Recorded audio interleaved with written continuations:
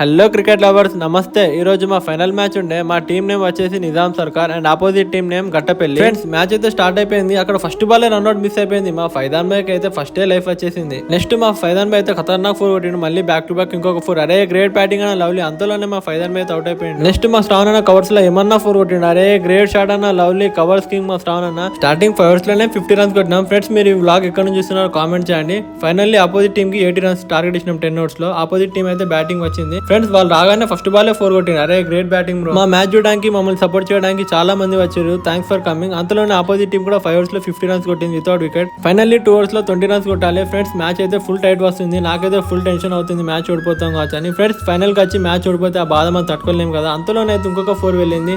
అరే ఏం బాలింగ్ వేస్తుండ్రు. అంతలోనే డాషింగ్ గా ఇద్దరు కింద పడిపోయారు. ఫైనల్లీ లాస్ట్ ఓవర్ లో 10 runs కొట్టాలి. వాళ్ళైతే ఫస్ట్ బాల్ 4 కొట్టిండ్రు. అరే షెడ్ మా బాల్ పడుతుంది. అంతలోనే వాళ్ళు 6 కొట్టి సీదా మ్యాచ్ గెలిచారు.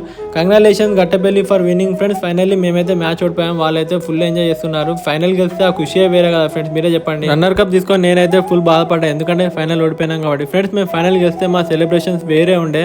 అంతలోనే మేమైతే బిర్యానీ తిందామనేది వచ్చేసి ఫుల్ ఎంజాయ్ చేసినాం. Bye friends.